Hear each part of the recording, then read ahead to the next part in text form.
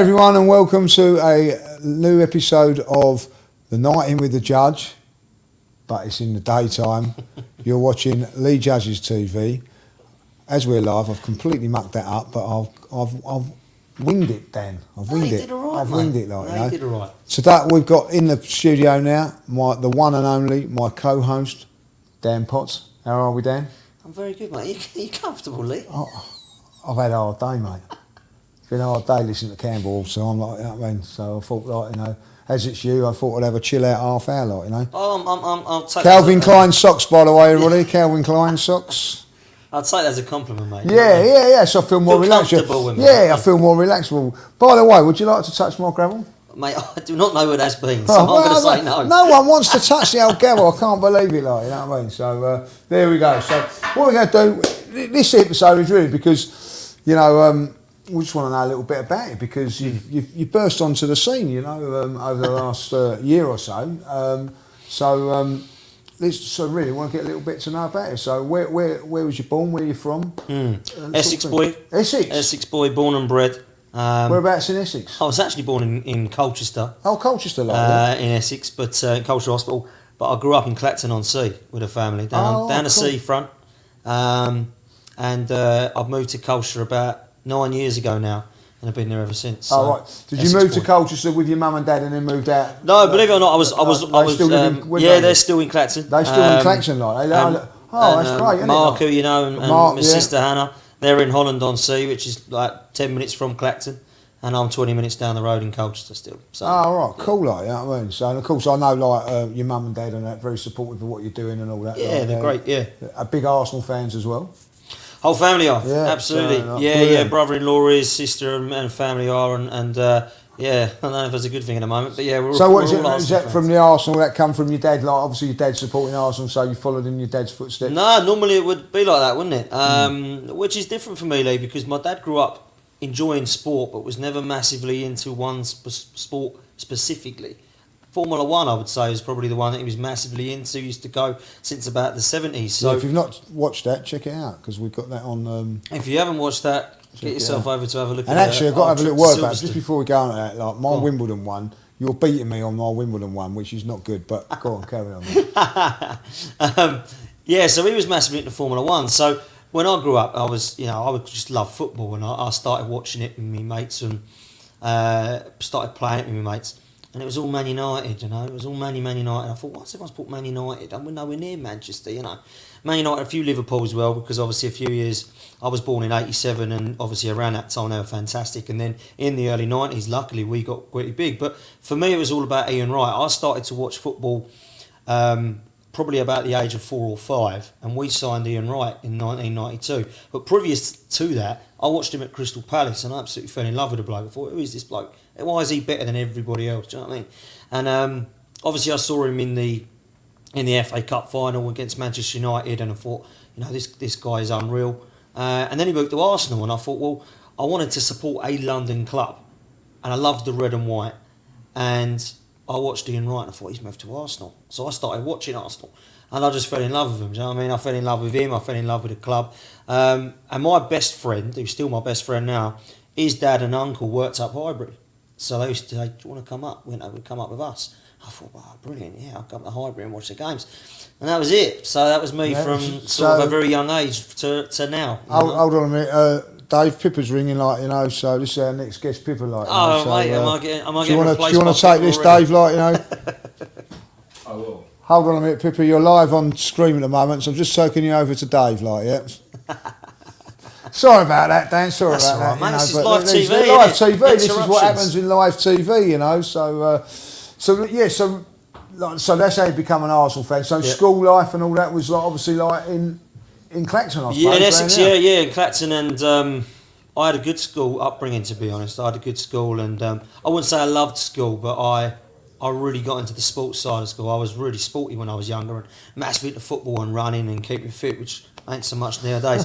But I was massively into it back then, and I must admit I was okay with other subjects, but PE for me was the one I loved, and I was always the best at it. You know, I was the best runner in the school. I was one of the best players in school at sports, and I always managed to take the sport quite easily. You know, and I used to play quite a lot of squash as well, my dad. And always found myself to be quite good at racket sports and badminton, squash, stuff like that. So I just loved sport, to be honest, growing up. And football was always the one that I was never outstanding at one particular sport, but I could play most sports. Do you know what I mean? Yeah. And I enjoyed playing them, which is more important than anything, you know. And doesn't matter what sport it was, I used to always like it. And, you know, if it was maths or English or history or science, I'd get through it. But PE was the one I was always looking forward to. You know so what I mean? good. When you think about it, like, you know, you go to school and you was allowed to go and play PE or games Oh, or something exactly. like, you know what I mean? Brilliant. Like, you know, didn't appreciate it so much when you Nah, was like, that's used to it. moan about it, like, you know what I mean? And doing a double lesson of maths, you know what I mean? Like, which was about an hour. Oh, tough life, but you actually Wasn't it thought it was just? really bad, like, you know. But so, like, school, I suppose in school, Clacton, what was it like? A lot of Ipswich fans around there, or was it like, Yeah, or Norwich, or what was it? It was Ipswich, few Norwich, some local to Colchester, to be honest. They had some loyal Col United fans, but it was mostly West Ham, Spurs and Arsenal, if I'm honest. Yeah. Couple of Chelsea, particularly towards my later years when Roman joined, sort of Yeah, never heard of 2002, Chelsea fans before, did you? Like, exactly that, that. 2000, 2003, everyone started supporting them. supporting And I was Chelsea. leaving high school then, you see. Yeah. So, you know, when I was growing up, I was spoilt really with Arsenal because I saw the late 80s, the early 90s and the Arsene Wenger years. And I could have great banter, you know, at school. Because everyone, you know, Well, like, you know, great time to be at school, that was. it was, wasn't it, like, mate. you know? Growing up with Tottenham fans and Man United fans, and that rivalry between Arsenal and Man United back then, it was class, mate. Wasn't it? Well, You know? yeah, I've got to say, you know, there's always been the rivalry between Arsenal and Spurs, you know, going back to when I was at school and everything like that. But that rivalry between Arsenal and Spurs was like for bragging rights and things like that. With Absolutely. Man United, there was trophies It was and proper. titles on the line, and that just made it that little bit special. And I miss all that sort of stuff now. We've sort of gone back to where we're just like, you know. Well, the Keenan Vieira days were the ones I loved and Yeah. enjoyed, and Arsene Wenger and Fergie. But once I'd left kind of high school and moved to the Emirates, it was always a little bit of the unknown. It will be good soon. It will be good soon. And we're still saying that now. Yeah, we're It still will saying get that so- now. it- So obviously, when know? you first started coming to the Arsenal, you was going to Highbury, like, yeah. You went to Highbury and then on to. So how did you get into Highbury? Is it? Do you drive, train? Where? Yeah, so I used to go up with my best mate's dad. So they used to work on the turnstiles. Funnily enough, they used to work very closely with Ty. right, FTV. yeah. So that's how I originally knew who Ty was. Anyway, I used to go up there and they used to kind of get us in the gates. And my mate used to work on the programmes. And their cousins used to work on the programmes. So I used to get a ticket and go up there with them. So that was how I got into it. And then my dad started coming with me just to the later parts of Highbury. We used to manage to get him a ticket as well. And then they both said, look, we moved to the Emirates. We both work up here. You take our 2 season tickets, you and your dad. You rent them off us every year because we're never going to need them, like, because we're always going to go up there. And that's why we've been at the Emirates ever since. But I must admit, Highbury, for me, was more of a special stadium for the atmosphere and the fortress and the history and stuff Yeah, like that. yeah. But it wasn't until we moved to the Emirates that I started to go with my dad. And there's nothing like that, mate. You go with your family, you go with your friends, you go with your buddies. It's great. Well, but when you go with your dad, honestly, I Yeah, can't tell you yeah. enough how special that Yeah, is. You know what it I mean? is, like, It's you know what I like, mean? you know, father and son going together, enjoying the football. And I know it ain't been as enjoyable lately, but you still do enjoy the getting up the games, you know? No, listen, I love going with my mates and everything now. I used to love going with my dad, you know. My dad one time just, you know, like said that's enough for him then, like, and that was, he was like still as passionate watching it on the telly and all that, but the hassle and bustle of going for it, I don't know when that will come for me, when you feel like you've had enough of going to the Arsenal, but I suppose it does happen at sort of some stage. He's been, luckily he managed to get to the Emirates before he passed away and things like that, but and I think that's always an enjoyable thing, going with family. And for me, like, you know, you've got it better than me, where all your family's Arsenal, mine's split, so I don't have that special thing, like, you know what I mean? So obviously your sister is an Arsenal fan as well, like, you know what I mean? So have you been with your sister or? Yeah, we've been been with all my family now. Whenever we have seats around us, obviously, me and my dad have got R2, So, and then a couple around us, we get my mum come, my sister come, brother-in-law Mark, who you know very well, he's come a few times with us as well, and that's great, isn't it? You know, when your whole family go together to a game, it's brilliant. That's So- fantastic. Like. So then, obviously, like, let's talk about, you know, you come on to the social media side and like all what we're doing now. Like, how did you get involved in that? You know, what happened now? How did Yeah, that come about? a bit like you, mate. I kind of fell into it, really. I never dreamed of doing anything like it. I've never had a kind of passion for media or kind of podcasting or presenting. But I've got to give it to two people really. Thanks to Fergus Keating and Craig from Same Old Arsenal, to be honest with you, because they're the two that had kind of recognised that they liked what I was doing, and they said that you would like to get you on the show because you've been good Fergus at what you're from doing. Guns and Yellow Ribbons, let's put that in there, like, you know, a good channel as well, like, you know. Absolutely. So they'll give you a little start to just do that. Well, I mean, he sits behind me, Fergus Keating, at the Emirates, and he said to me, "Look, Dan, I've got Guns and Yellow Ribbons is my channel. Do you want to speak to me at half time and do just an audio thing on my phone and put it on?" I said, "Oh, I don't do stuff like that, really, mate." And he said, "No, you'll be fine." Like, so I had a couple of beers, and I said, "Yeah, go on in, I'll do it now," you know. So I jumped on, and we talked about. I'll tell you what game it was. It was the game that we messed up the top four under Emery, where Brighton, Xhaka gave away the penalty. Like, yeah. So it was that game, and I said to him, you know, I think we'll be all right. We're 1-0 up because we were at the time. I remember at half time. I think just keep the result as is now. We'll get top four, and then we go to Baku and see if we can beat Chelsea. And I always remember that clip, and we all know what happened after that. Yeah. But anyway, he put the clip up, and people started commenting on it, like, you know, saying, "Who's this lad? He come across quite well, and that was quite good what he was saying and stuff like that." And he said to me, "Look, you've got quite a lot of feedback. Well, I'll do a podcast. Do you want to jump on our podcast?" I said, "Yeah, I'll do that, mate. Like, where is it, you know?" And he goes, "Oh, it's not in a studio or anything. It's just us lads." Yeah, because I didn't know anything about it. Yeah, I don't know what it was, you know? I'm with you on that. I didn't even know what a podcast was. No, I didn't know what it was either. So I said, "Yeah, let me know where your studio is like, and we'll jump in." And he said, "No, it's not like that, mate. We just do it at home. It's just as if you're at a pub, but we're at home talking football." Brilliant. So I jumped on Guns and Yellow Ribbons, which is still going, which is very undersubscribed in my opinion. Really good podcast, really good lads, and yeah. That was where it all started. And I got to a stage where they were inviting me on every week and stuff like that. And Mark said to me, "Oh, I was hearing you on a podcast the other day on Guns and Yellow Ribbons." I said, yeah. He said, "You and Fergus." He said, "My mate Craig does a podcast. I'll have a word with him and see like if he's sort of got any leeway and who he has on and stuff like that if you want." And I said, "Yeah, I'm always up for meeting new people sort of thing." Anyway, Craig then messages me and says, "Look, I've heard you on Guns and Yellow Ribbons. I'd love to get you on Same Old Arsenal." I said, "Yeah, brilliant." So I jumped on Same Old Arsenal, no idea what it was. I'd not actually looked at any of these podcasts before, never heard of Guns and Yellow Ribbons, never heard of Same Old Arsenal before. I jumped on Same Old, and you're on there, and I'm thinking, "Oh, hello, I know I've heard of Lee Judges, I've been watching him on AFTV." And Harry Symeou I'd heard of as well. And at the time, Craig said, "Look, Graham's on holiday for the next 5 weeks. You all right just to step in for 5 weeks?" I said, "Great, unbelievable, of course I will. Absolutely love to." And then Graham came back and he said, "Look, I really enjoyed having you on, and you know, you and Harry I become really close to." He said, "Let's just make you part of the team and you can go on from there."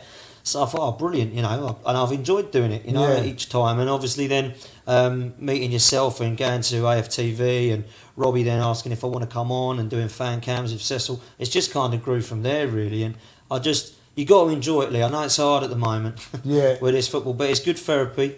Well, I think that's a great it, point. I think it is good therapy. I think that, you know, you can let out your frustrations, you can talk about the game. And it's fantastic now you've come on board and you've got a good opinion. And like, we agree with most sort of stuff about it, all that, but we see it different ways. And I think that's what it's all about. And yeah, I think there is good therapy at the moment. And my God, at this moment in time, you do need it, like, you know. So, and it's great that you're making tracks and doing well and at this moment in time. And you know, from my point of view, you know, when I was good doing it, listen, hosting this is tough. Hosting things is tough, and I'm not really the best of the hosts, so I needed to get a host on. Obviously, like Craig's commitments were different, and living in Ireland as well wouldn't help, like, you know. So, you know, I approached you to do it, and you know, as I say, it's the history. It's gone from there. We're starting now to build it pretty well, like, you know. And I thank you for that, mate, because you've given me the chance to sort of grow, and that's, you know, you need a platform and to have a voice, and you've always supported me with that, mate, and you've been great. I've got to thank Fergus, I've got to thank Craig, because without them I wouldn't have done any of this. Like, you know, I'd have just been kept going to the games. All right, Fergus, how you doing? And carry on with my day. Do you know what I mean? I wouldn't have met anybody. And it does actually make you look at it differently as well. Games of football, you know, I feel that I look at games differently. Like if I'm watching a game when I know I've got a comment on it, or you know, for a game where I haven't got a comment on it, like, you know. And it's not good at the moment with the way things are going. as we all know. Well, we're going to change the tack where I normally ask you a few questions and all that. So what we're going to do now is we're actually going to call it, instead of, what do they call it? You call it Court in Order, don't Court you? in Order. We are going to go, well, let me get the gavel, transfers in order, because it's obviously Yeah. transfer day. Coming to a Deadline close day, as well. It's the Coming to a close last soon. day of the day, and of course there's been some activity. We've been looking on it while we've been here. There's been a bit of activity going on, and we're hearing that some few things that are going. So tell the viewers what seems to be going on at the Arsenal at the Well, moment. there's a lot of outgoings, Lee. Not much A lot- incomings, well- which is worrying. But they're looking at Maitland-Niles going on loan to Everton now. On loan, not permanent. Yeah, On loan. they're saying on loan again, aren't they, today? Now, Could have got 20 million for him last year. I know, a very, very odd situation. What we loan him out for is, what aren't we using him? I look at the right back situation at the moment is criminal. If we don't get another right back and he's going out on loan, I think that's worrying.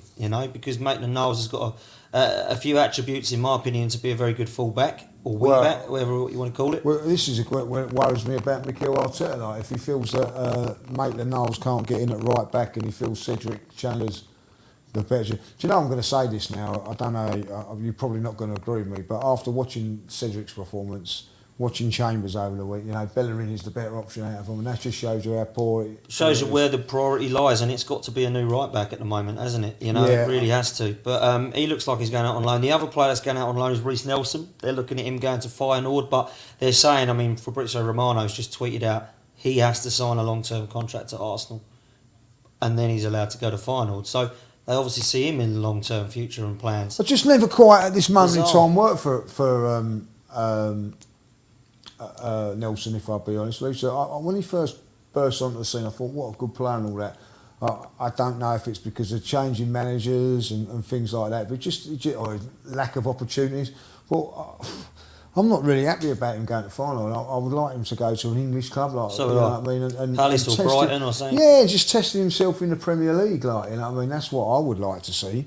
And it does worry me about these transfer, the policy of what we're doing. For me, I know with the Saliba one, it could be different because of what's happened in his life and everything. But I would have liked to have seen him go on loan to the Premier League, getting Premier League toughened up for us. I just don't really see what's happening with our recruitment. Yeah, it is bizarre, isn't it? And, Eddie and Nketiah are looking at the moment like he's going to try and find a way out the club. Lacazette has come out the rumours today that he's going to stay, but probably look to leave on a free transfer at the end of the season. Another crazy decision, in my opinion. Even if it's 10 to 15 million, to somewhere, let him go, put that 10 to 15 into somewhere else. But we're not doing that now, Or why not sell him last summer for the 30 million that people were interested with him? I just think the whole recruitment thing is going worse and worse and worse. That is a major worry. That is that we're we're again letting people go for free. Lacazette should never be allowed to walk away from Arsenal Football Club on a free. Should have been either him sorted out last season or whatever. Personally, I'm with you on this one. If you've got 10, 15 million for him, take it and run, as far as and put it on to invest in him. Is there any news about Eddie going? Well, at this moment in they're time? trying to sort out Crystal Palace move, but they're worried about the fee. They're saying it should be more than it is. I think they're willing to pay between 8 and 10, and we're looking for up to 20. You're not going to get that for Eddie Nketiah in a pandemic year, are you? So you're going to have to take the 10 to 12 or try and agree somewhere in between and move him out, because otherwise he's going to go on a free in the Summer League, because there's another one who's only got a year on his contract. Callum Chambers is another one who's only got a year. El Neni is another one who's only got a year. Kolasinac, another one who's only got a year. All these people are just going to go out for nothing at the end of the season. I don't know what you think about that. I think there's some business that should have been done before this window. Well, I do think that there is, and I think listen, it's going to be a lot easier getting rid of them for nothing than it is actually with a fee. But I think at the end of the day, even if you can just get pittance for them, I'm just thinking, let's rip it up and start again, and I do believe it. I think that we need to, I think, be a little bit more ruthless in the transfer market, if I'll be honest. I think that we've got to make decisions. Granit Xhaka, if they was only going to offer 18, I would have took the hit on a couple of more extra million, that would have got us somebody else. I do feel that we've not been what's the word, like, I don't think good enough in bringing in players, but certainly not been good enough at getting rid of players as well, like, you know what I mean? And I don't like to say dead wood, but players that are not going to be featuring too much in that. I have to look at the Maitland-Niles one. If you know, if he wasn't going to feature for Arsenal and we got a £20 million bid on the table, whether you like him or not or agree with it or not, if the manager at the time is saying that he's not going to play him, why keep him and not get the money? And now look at us with another loan to Everton, which for him is a good move. Very good move for Maitland-Niles, and a player I actually quite like and can play in a few positions, Lee. Do you know what I mean? But it's just like Kieran Gibbs a few years ago, innit? You know, West Brom offered about a sum of money, and we ended up taking $7 million a year later. You know, we're not learning from our mistakes. No, learning from our mistakes. Exactly right. We're not learning from our mistakes, and it's not just on the pitch, is it? Like, you know, that we're making mistakes on the pitch, but this transfer window, I think, realistically, you know, has been a shambles for us. Really, like, you know, we've spent the most money without improving the side. We're now currently bottom of the league, and not really being linked. And in this, everything's being very, very quiet. Not being linked with any hope and sort of with anybody coming in, you know what I mean? It's clear we need a right back. It's clear we need somebody in the middle there, in my opinion. That's an upgrade on Granit Xhaka. And I still think that if the goals are going to be dried up, you need that killer centre forward. Now, Max Aarons might be unrealistic, but he shouldn't be playing for Norwich. Bissouma might be unrealistic, but he shouldn't be at Brighton. And Dominic Calvert-Lewin shouldn't be unrealistic playing at Everton. So why is those three signings not over the line already? Houssam Aouar, we went for him all last summer, and we've not even put a bid in for him, from what you believe. No. And apparently he's after price now. So what is happening at this club? I just don't understand the direction, Lee. Well, that one really worries me. And I'll tell you why that worries me, because it just tells me that there's no plan at this football club. It's like scattergun, see who we can get. You know, like when you look at Manchester United, they went after Sancho all last season, couldn't get him, they've got him this season. Arsenal go after Aouar all last season, or last summer, whenever it was, right up until the final day, if you remember rightly, and then miss out on him. And it 100% Arsenal bid for him and everything like that. This season, not near him. And if Mikel Arteta and the recruitment team think that just getting Odegaard in is enough to improve our midfield from last season, well, they are sadly lacking the knowledge that they need to be in that recruitment business, because we need a complete overhaul in midfield. We haven't got, I don't think, a player that screens it the defence enough. I don't think we've got a player that goes box to box. Partey probably can do that, but certainly haven't got a player that's going to score 10, 15 goals from midfield.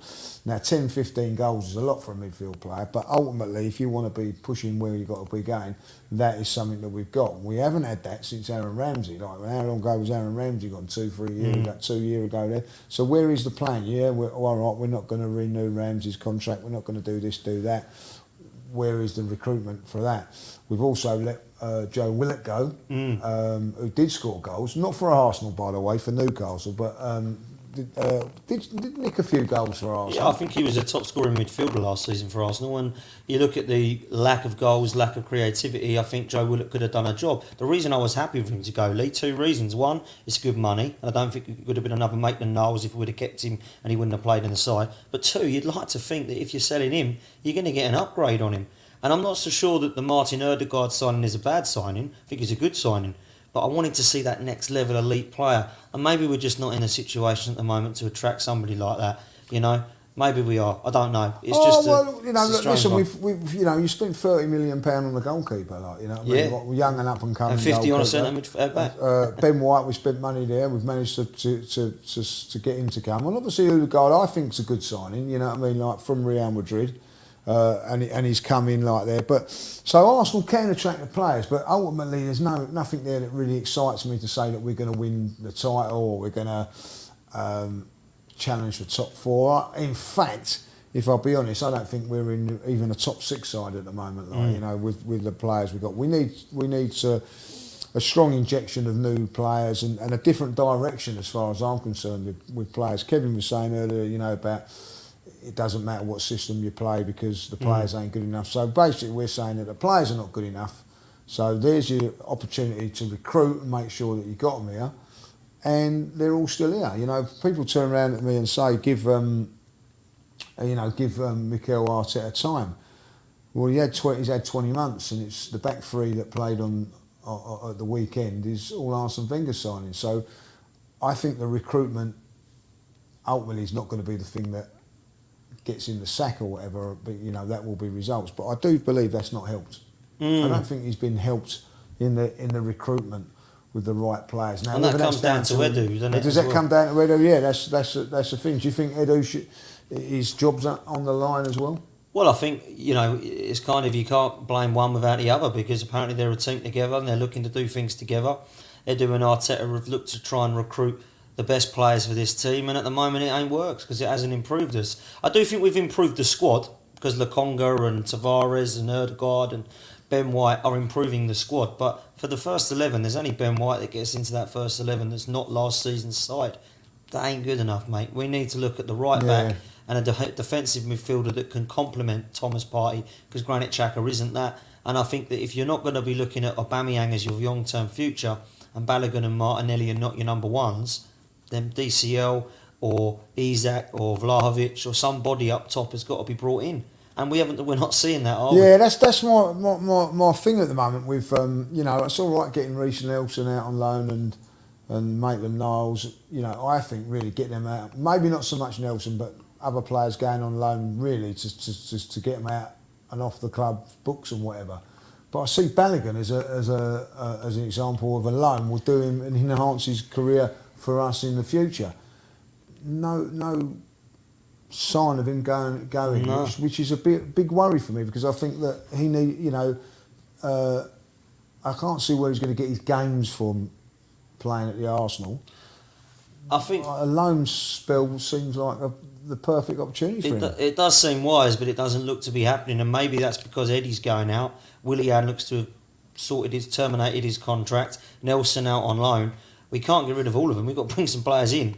So maybe they're looking now and saying that they're going to get rid of Eddie, keep Balogun and Martinelli as cover for Lacazette and Aubameyang up top, and that is going to be a position now that we do not upgrade on in terms of the centre forward. But I think more players will come in, Lee, because I think they have to. I don't think we can look at this squad now and hold our hands up and say it's been good because we're ready. We're ready here now. You know, we've got a good enough side here to compete with what we believe is a side that can compete with the Liverpools give him and a all chance them, for etc. yeah, exactly. Spanish Dave's ringing me. What's he Well, I want? don't know, because What is Spanish going on Dave's here? probably got locked out or something, because he's supposed to be here now. Like, you We know are what I mean? live, Spanish Dave. You are live. Now, Spanish Dave is supposed to on. be here now, or we actually call him Skeggy Nest Dave. Okay, I will come down in a minute and let you in because he's locked himself out, people. Can you Can believe you it? believe It this? is We're live unbelievable. on stream and he has locked himself out. So Dan's going to have to go I'm and gonna open have it to go up and now. let Dave in. I'm going to finish off the stream now with the next couple of minutes just to talk Be 2 about minutes. things like, you know. So this is actually a live stream for Dan Potts, really, and finding out about Fotsy. But now he's having to go and let him out. So while Dan does that, because we're going to wrap up, like I'm Only a just couple going of to talk about the next the couple of things that I think is going to happen on the Arsenal transfer window. Guys, I do believe that Arsenal desperately need to sign one or two more players in this transfer window. Do you know what? I'm getting to this. I'm getting to the stage now where I don't think that it's going to happen. I am getting a little bit worried that we're not actually going to make the signings that we need to compete. Not, you know, listen, the title race, we're not going to have the signings for that, but to actually compete for Europe after the bad start we've had. We've now really looking at it, we're third from bottom, and this is what worries me about the Arsenal board and everything like that, or the recruitment, if you like. Are they going to be looking at signing any players? We're in the bottom three, and I think that we desperately need to sign a couple of players. Now, are they going to rely on Gabriel and Partey coming back? Good players, let's be honest. They're two good signings from last season, but both were in the squad last season that got us 8th. We need to add more players to the squad. Now, this is the perfect opportunity with no European football to go in, trim the squad down where we didn't need to sign 24 players or whatever, like, you know, get rid of a few, just go with a smaller squad, but a squad full of more quality. And I'm not seeing that. So for me, the recruitment at this moment is team has failed, and unless they do something something big in the next couple of days, well, by this time tomorrow, I think I will be even panicking even more. But hopefully we won't be. Hopefully we'll make the right signings and a couple. It'd be really interesting to see what Arsenal do in the next few hours. I'll be honest. I've always said that I will wait until see what happens on the 31st of August. It will tell me all I really need to know about Arsenal Football Club as where we want to go, the ambition, the direction that we need to go in. And I think that this is a key now to where we are at this stage. 1 day left in the transfer window, and really our key signing has been a central defender. And you have a look at our defending over the last 3 games, -9 has not been good. And Ben White has been in that game. He was in that game, of course, against Brentford. Didn't do himself justice in that game. But obviously, there's a long way to go for him to be judged before you make a decision on his career. But ultimately, other players have got to be looked to be moved on. And I think that's probably one of the things that I will defend the club for, is that they've had to be holding on and on players that they've had before in the past. And that's been a difficult thing to do. But hopefully now we can get that sorted out. Dave has arrived back in, like, you know, just feel free and just go through the camera shot. There he is, Skegness Dave, like, you know, there he is. Locked myself out, guys. So locked himself out on a live stream. What a prat. Anyway, like, you know, there we go. So listen, Potsy, Back in the room. back in there, thanks for joining us. No, you're welcome. Thank you. I really Thank had you. enjoyed that one. So Pippa's in the house now, like, you know, in the building. Pippa's like, you know, next up, So she's I believe. next up, like, believe it or not, you know. So stay There you tuned. go, like, you know. So stay tuned. Don't forget, subscribe and all that likes business. Catch you soon. Hello. Hello.